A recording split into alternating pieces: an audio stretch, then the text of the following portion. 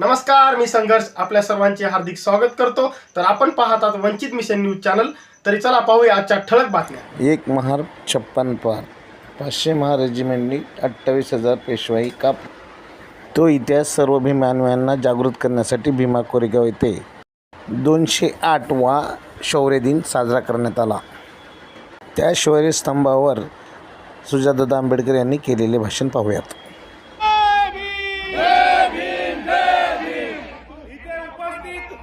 तमाम भीम सैनिकांना आणि बाबासाहेब आंबेडकरांच्या आईवडिलांना माझा मानाचा प्रेमाचा सप्रेम क्रांतिकारी जय भीम जय भीम जय भीम। मित्रांनो, आपल्या सर्वांना आपला शूरवीर 500 योद्धांचा भीमा कोरेगावचा इतिहास आठवतोय।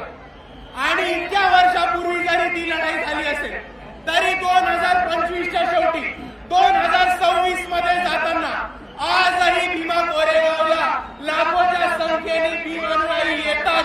आणि आपण यांनी हेच दाखवून दिले की भीमा कोरेगावच्या दिवशी ज्या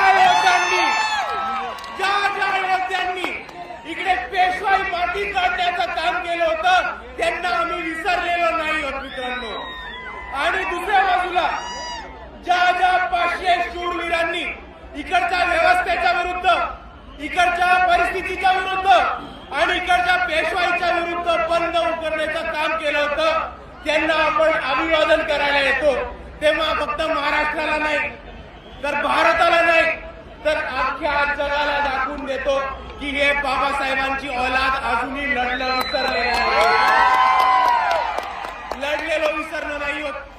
500 लोकांनी तेव्हा वार केला होता आणि मात केला होता पेशवाईचा। आणि आजही आपल्या सर्वांना दाखवून द्यायचंय की समोर किती मोठी परिस्थिती असेल, किती मोठी ताकद असेल, तरी आज जर इकडे 500 लोक बाबासाहेबांचे अनुयायी जमले तर समोरच्याला कापल्याशिवाय राहणार नाही। ही ताकद आहे। आणि म्हणून मी आपल्या सर्वांना एवढीच विनंती करतो की आज जसं आपण भीमा कोरेगावच्या इथे अभिवादन करायला एवढ्या मोठ्या संख्येने आलो, त्याच पद्धतीने आपल्याला हा शौर्याचा इतिहास आणि आपल्याला आपल्या समाजाचा लढवय्या इतिहास पुढे घेऊन प्रत्येक क्षेत्रामध्ये घेऊन जायचा आहे। आणि भीमा कोरेगावच्या शौर्यांना आपण तेव्हाच अभिवादन करू जेव्हा आपण त्यांच्या पद्धतीने त्यांच्यासारखे छाती टोकपणे लढणं शिकू। एवढं म्हणून मी माझे 2 शब्द थांबवतो। आपल्या सर्वांना पुन्हा एकदा जय भीम, जय संविधान।